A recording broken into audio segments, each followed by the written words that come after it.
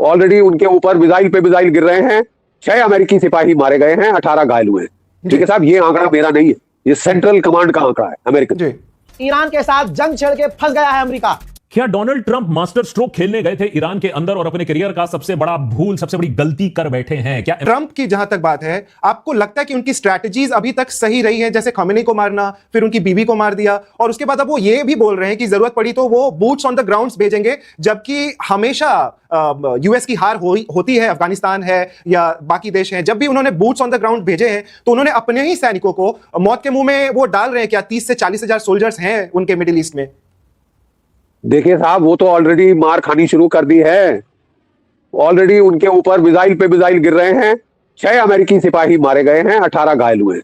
ठीक है साहब, ये आंकड़ा मेरा नहीं है, ये सेंट्रल कमांड का आंकड़ा है अमेरिकन।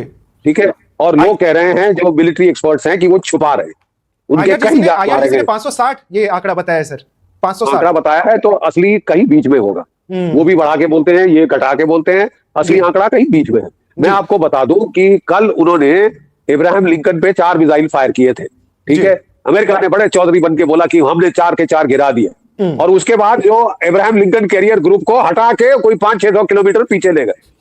ठीक है, वो भगानी पड़ी वॉर जोन से, भगानी पड़ी वहां से, और आज फिर 4 और फायर किए हैं। वो साहब अपनी रेंजिंग कर रहा है। ठीक है ना, जो सस्ते और घटिया मिसाइल है वो फायर करके चेक कर रहा है इनका रिएक्शन क्या होगा। रिएक्शन जब एक बार पता चल जाए, सारी टेलीमेट्री रिकॉर्ड हो जाए, फिर वो मेन हाइपरसोनिक मिसाइल से हमला करे।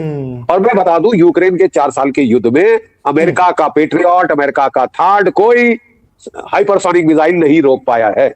Ibrahim Lincoln carrier battle group में 5000 अमेरिकन नाविक हैं। अगर वो गर्क हो गया तो डोनाल्ड ट्रंप साहब का मिड टर्म इलेक्शन तो गई, लेम डक प्रेसिडेंट तो गए, वो इंपीच ना हो जाए। लेकिन ये पॉसिबल है, ये पॉसिबल है टेक्निकली, ये पॉसिबल है कि उसको भी डुबाया जा सकता है, अब्राहम लिंकन को भी डुबाया जा सकता है। क्यों नहीं डुबाया जा सकता? बिकॉज़ चीन अपने मिसाइल दे रहा है। जी थोड़ा इसको समझा दीजिए, लोग जानना चाहते हैं। और आज आपने खबर सुनी, नॉर्थ कोरिया के जो सन की लीडर हैं किम जोंग उन, उन्होंने कहा है कि मैं तुमको दूंगा मिसाइल, मेरे से लो, न्यूक्लियर टिप तो ठोक दो। वो मिसाइल देने की धमकी दे रहे हैं। हाँ, उनकी धमकी पहले आ गई थी, लेकिन चाइना और रशिया से जिस तरह का अग्रेशन एक्सपेक्टेड था वो दिखा नहीं सर। या चाइना रशिया केवल उनको टेक्नोलॉजी से ही हेल्प करेंगे, सैटेलाइट इमेजेस से, कि वो उनके हथियार भी दिखेंगे? चाइना और रशिया टिट फॉर टैट करेंगे। जैसे अमेरिका ने हथियार दिए यूक्रेन को, इंटेलिजेंस दी, सैटेलाइट डेटा दिया, बिल्कुल वो वही देंगे।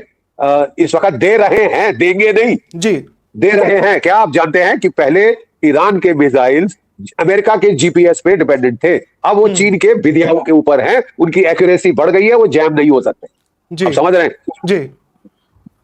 रशिया ने तो लड़ाई में उलझा हुआ है, इतना ज्यादा नहीं दे पाया, लेकिन चीन ने दिल खोल के दिया। ये दूसरी बात है कि चीन के HQ-9, HQ-16 मिसाइल तो हम भी उनके ऊपर हावी हो गए थे पाकिस्तान में। ठीक है, वो इतना अच्छा नहीं है, लेकिन जो चीन का खतरनाक मिसाइल है वो है C-302 anti ship missile, supersonic. ठीक है, वो उन्होंने अपनी वहां बैटरीज में लगाया हुआ है। वो मौका ढूंढ रहे हैं कि हमारा वार खाली ना जाए। और वो अगर मान लीजिए इब्राहिम लिंकन को ना भी डुबो पाए, एक आर्ले भर के क्लास डिस्ट्रॉयर डुबो दिया, उसमें 250 से 300 अमेरिकन सैनिक हैं। और डोनाल्ड ट्रंप साहब अब घोड़े पे चढ़ के बोले कोई फर्क नहीं पड़ता अमेरिका के नागरिकों, मर जाओ मेरी वाह करो। मैं तो लड़ने नहीं गया था वियतनाम में, 50,000 बॉडी बैग आए। हम जानते हैं रिचर्ड निक्सन का क्या हाल हुआ था। ठीक है साहब, इराक में घोड़े पे चढ़ के गए, पहली तो लड़ाई जीत जाते हैं अमेरिकन, बड़ी तैयारी से करते हैं, 8 साल पिट के वापस आ गए।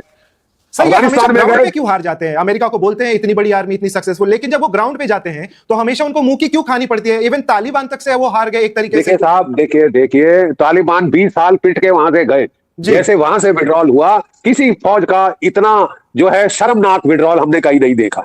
ठीक है साहब, आप दुनिया की सबसे बड़ी फौज, टेक्नोलॉजी, ग्रेटेस्ट, स्ट्रॉन्गेस्ट, कुछ भी एडजेक्टिव लगा दीजिए, आप ग्राउंड पे नहीं लड़ सकते। ठीक है साहब, ये तो मतलब साबित हो गया है। ठीक है, अमेरिकन लोगों को बॉडी बैग नहीं पसंद, जब तक कि बिल्कुल उनकी आन बान शान की बात ना हो जाए, वो नहीं पसंद बॉडी बैग। ठीक है, जो भी प्रेसिडेंट बॉडी बैग लाता है वो प्रेसिडेंट नहीं रहता।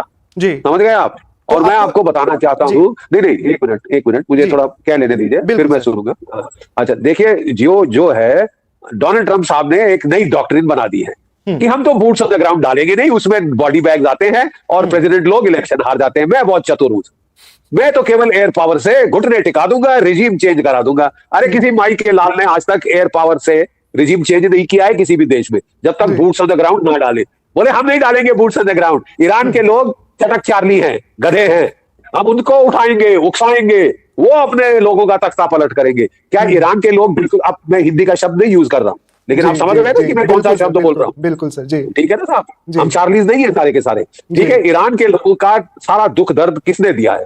अमेरिका ने दिया है, सैंक्शन पे सैंक्शन लगा के। अमेरिका ने पूरा कैलकुलेशन ही गलत कर दिया था कि वो कितनी जल्दी इस युद्ध को जीतने वाले हैं। क्या उन्होंने सोचा था ये एक वेनेजुएला होने वाला है, लेकिन ये तो अफगानिस्तान होता दिख रहा है। 5 ऐसे बड़े सवाल जिसके जवाब आज देशभक्त में ढूंढने की कोशिश करेंगे, लेकिन उससे पहले कुछ चीजें जिसके बारे में बात करना बहुत जरूरी है, क्योंकि सिचुएशन काफी रैपिडली चेंज कर रहा है। सबसे पहले तो इस युद्ध में कोई ब्रेक्स नहीं है, यह बात आप क्लियरली समझ लीजिए। चौथा दिन है, मिडिल ईस्ट में अभी भी धू धू करके आग जल रहा है। यूएस और इजराइल अब बमबारी कर रहे हैं तेहरान के ऊपर। जिस तेहरान को लिबरेट करने की बात हो रही थी, जहां डेमोक्रेसी लाने की बात हो रही थी, उसी तेहरान में बच्चियों के ऊपर, लोगों के ऊपर बम बरसाए जा रहे हैं, कारपेट बॉम्बिंग हो रही है। उधर ईरान अपने लीडर को खोने के बाद उन्होंने भी सारे घोड़े खोलकर रखे हैं, चाहे इजराइल का तेल अवीव हो, हाइफा हो, जेरूसलम हो, सारे गल्फ स्टेट्स की बात करें तो वो बमबारी वहां देखी जा रही है, वहां मिसाइल दागे जा रहे हैं। कुछ फ्लाइट्स को रिज्यूम करने की कोशिश हुई है, लेकिन सिचुएशन अभी भी काफी टेंस है। यूएस मिशन की अगर हम बात करें, रियाद, कुवैत, इनके ऊपर भी अटैक हुआ है, इन एम्बेसीज को बंद कर दिया गया है। यूएस ने अपने नेशनल्स को बोला है कि आप मिडिल ईस्ट से तुरंत निकल जाइए, लेकिन निकलेंगे कैसे ये नहीं बताया है।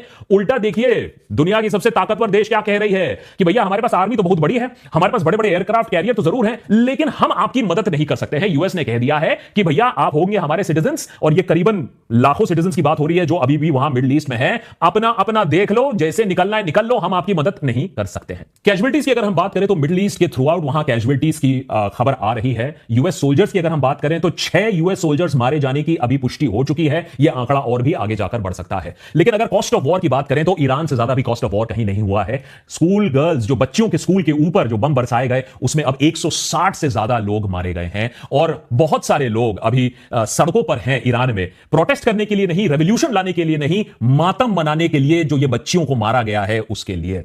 11 ईरान की जो वॉरशिप्स हैं उन्हें डुबा दिया गया है। उधर ईरान कहती है कि हमने जो अमेरिका का लार्जेस्ट रेडार इंस्टॉलेशन है मिडिल ईस्ट में, उसको हमने तबाह कर दिया है। तो एक चीज तो साफ है कि ईरान के ऊपर बमबारी खूब चल रही है, लेकिन ईरान अभी बैक डाउन नहीं कर रहा है। उनका कहना है कि महीना लग जाए, 2 महीना लग जाए, 3 महीना लग जाए, हम यहां बैक डाउन नहीं करेंगे। सारे calls to some sort of an agreement कि भैया किसी तरीके से हम सीजफायर कर लो, उन्होंने मना कर दिया है। As a matter of fact, Khamenei के मारे जाने के बाद कोई क्लियर चेन ऑफ कमांड अभी नहीं दिख रहा है। जैसा हमने अपने पिछले एपिसोड में भी बताया, कैसे एक मोसैक डिफेंस डिसेंट्रलाइज सिस्टम को लागू कर दिया गया है, तो एक वेपन्स फ्री मोड में अभी ईरान है, कोई रोकने वाला नहीं है। उनके फॉरेन मिनिस्टर ने खुद कह दिया है कि मिलिट्री यूनिट्स अभी आउट ऑफ कमांड चल रही हैं, उनसे कोई संपर्क साधा हुआ नहीं है। तो अगर कल अमेरिका चाहे कि नहीं नहीं हम बोल रहे हैं सीजफायर कर दो, अब हम मिसाइल नहीं दागेंगे, तो किसी के पास वो जाकर ये बात नहीं कर सकते हैं, क्योंकि आपने तो सबको मार गिराया है, तो अब आप किससे जाकर बात करो। तो इसीलिए सीजफायर होना और भी अभी मुश्किल हो गया है, क्योंकि कोई सेंट्रल डिसीजन मेकिंग बॉडी नहीं है ईरान में। एनालिस्ट्स इस बात पर काफी चिंता कर रहे हैं कि इसी वजह से अब ये एस्केलेटिंग ट्रैप बन सकता है, ये सिचुएशन और भी ज्यादा खराब हो सकता है। 2 ऑप्शंस हैं इस सिचुएशन में, या तो अमेरिका इतनी बमबारी करे कि सारे जो ईरान के रिमोट स्ट्राइक कैपेबिलिटी है, सारी प्रोविंसेस, सारे माउंटेन्स में घुस घुस कर एक मिसाइल लॉन्चर को खत्म करे, जिससे ईरान और कुछ फायर ही ना कर पाए। ये एक लंबा ब्लडी एक्सपेंसिव टैक्टिक होगा इस युद्ध को खत्म करने के लिए। या दूसरा कि वो किसी तरीके से तेहरान के साथ बात करके बोले कि नहीं नहीं, आप लोग एक सेंट्रल कंट्रोल कमांड स्ट्रक्चर बनाइए, हम उस पर मिसाइल नहीं लगाएंगे, और उसके बाद किसी तरीके का एक सीजफायर अनाउंस करने की कोशिश करिए। लेकिन जहां तक जस्टिफिकेशन है इस वॉर की, अमेरिका में अपने आप अपने पॉलिटिशियंस के आपस में, सिक्योरिटी एनालिस्ट के साथ, यूएस कांग्रेस में जो ट्रंप एडमिनिस्ट्रेशन का जो कारण दिया गया था ईरान का, वो अपने आप चुरमुरा रहा है, क्योंकि अब यूएस कांग्रेसमैन कह रहे हैं कि जो भी आपने कारण दिया है वो ढकोसलेबाजी है, वो इनकंप्लीट है, अनसब्सटैंशिएटेड है, आपने हमसे झूठ बोला है। तो काफी ज्यादा विपक्ष बढ़ रहा है इंटेलिजेंस कम्युनिटी में, ट्रंप की खुद की पार्टी में, और ऑफ कोर्स डेमोक्रेटिक पार्टी में।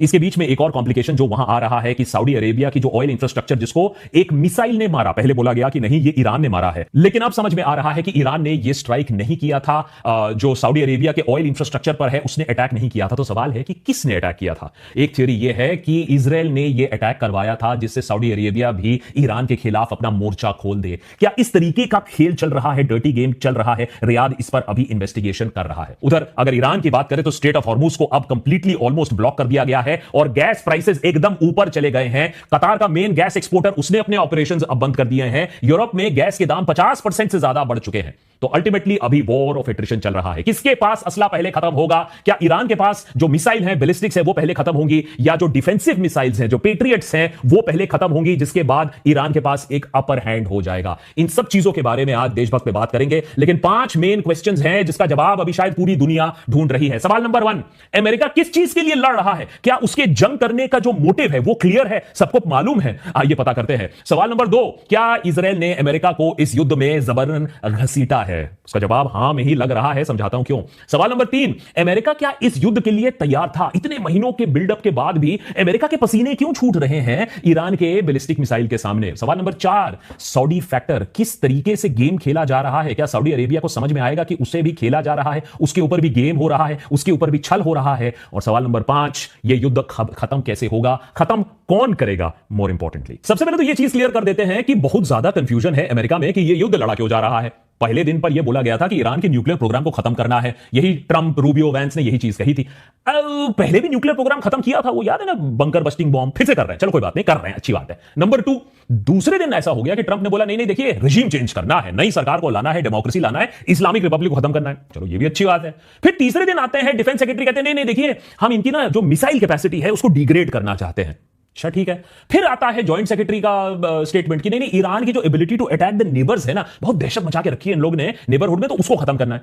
फिर अब नया जस्टिफिकेशन आता है, मार्को रूबियो कहते हैं नहीं नहीं, ये जो एक इमिनेंट थ्रेट था, एक्चुअली होने वाला यह था कि हमें पता चला कि इजराइल अटैक करने वाला है ईरान के ऊपर। अब ईरान के ऊपर वो अटैक करता तो ईरान हमारे ऊपर अटैक करता, इसीलिए कि इजराइल ईरान के ऊपर पहले ना अटैक करा और फिर ईरान हमारे ऊपर अटैक करता, हमने पहले ही उस पर अटैक कर दिया।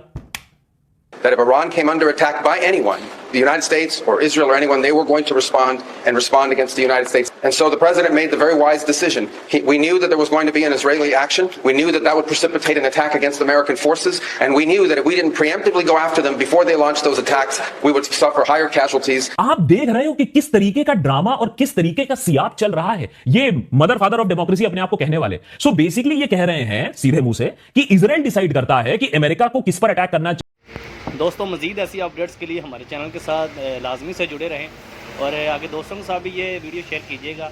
अगर आपको पसंद आई तो हमारे चैनल के साथ जुड़े रहें और लाजमी से सब्सक्राइब करें। शुक्रिया।